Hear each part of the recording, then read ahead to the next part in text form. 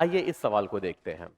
इस क्वेश्चन में कहा गया है, एक सिंगल करेक्ट क्वेश्चन है, तो कहा गया है कि वाटर यहाँ पे एच हाइट तक राइज कर रहा है कैपिलरी में। तो ये कॉन्सेप्ट जो इसका है वो कैपिलरी है।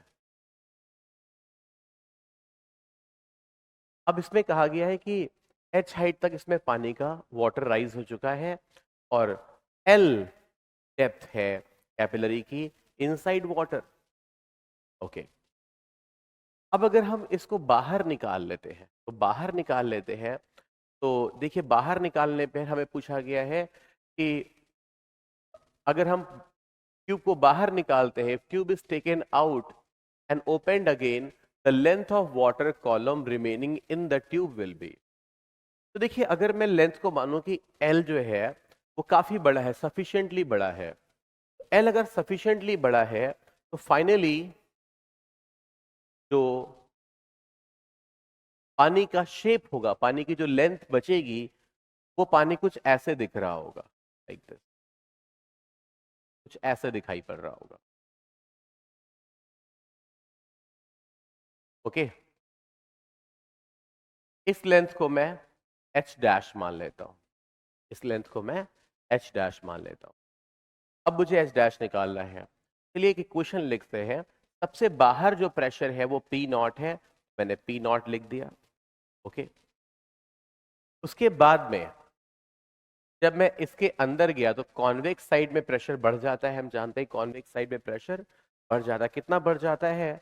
Plus 2t bye are, are जहां पे ट्यूब रेडियस है। एंगल ऑफ कांटेक्ट को 0 मान के चल रहे हैं हम, तो अब वो कुछ भी हो, एंगल ऑफ कांटेक्ट, उससे फर्क नहीं पड़ता। यहाँ पे अगर अगर कांटेक्ट एंगल कुछ और होगा तो यहाँ पे cos थीटा आ जाएगा। अभी मैं 0 मान के चल रहा हूँ, तो 2t बाई आर के बराबर प्रेशर बढ़ जाएगा। अब जब हम ऊपर जाएंगे एच डैश हाइट तो प्रेशर घट जाएगा, माइनस रो जी एच डैश। और फिर जब हम यहाँ से वापस कॉन्वेक्स साइड आएंगे, जब हम यहाँ से बाहर की तरफ आएंगे तो हमें क्या करना पड़ेगा? अभी देखिए प्रेशर बढ़ा था, अब हमें क्या करना पड़ेगा? हम फिर से कॉनकेव साइड आ रहे हैं। We are standing at the convex side. अब हम जब बाहर निकल रहे हैं तो फिर से कॉनकेव साइड आ रहे हैं, तो फिर से एक बार प्रेशर बढ़ेगा 2t बाय आर। और ये किसके बराबर हो गया? ये पी नॉट के बराबर हो गया, क्योंकि बाहर का प्रेशर पी नॉट है। अब आप इसको सॉल्व करके जब आप एच डैश निकालेंगे तो आएगा 4t by r, 4t by r. Okay, and rho and g. तो ये कितना आ रहा है? अगर आप कांटेक्ट एंगल को 0 नहीं मानते, थीटा मानते हैं, तो यहाँ पे भी cos थीटा आएगा, यहाँ पे भी cos थीटा आएगा, यहाँ पे भी cos थीटा आएगा।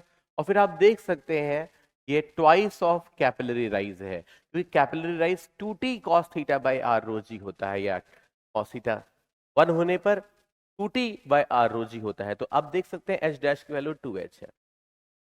इसका मतलब है अगर ये लेंथ बहुत ज्यादा होगी तो 2h लेंथ, ये लेंथ और h लेंथ, और वो अपने अंदर रिटेन कर लेगा, बाकी पानी को ड्रॉप कर देगा, छोड़ देगा। तो ये बात सही है बिल्कुल कि अगर लेंथ एच से बड़ी है तो इसके अंदर 2h लेंथ होगी, लेकिन अगर एच एल जो है लेंथ है ये एच से कम है, तब तो ये तब तो ये इससे बड़ा पानी होल्ड कर सकता है। तो एल लेंथ का पानी तो ये होल्ड कर ही लेगा, लेकिन पानी की लेंथ फिर एच प्लस एल ही होगी। इसका आंसर है ए। तो दैट वाज द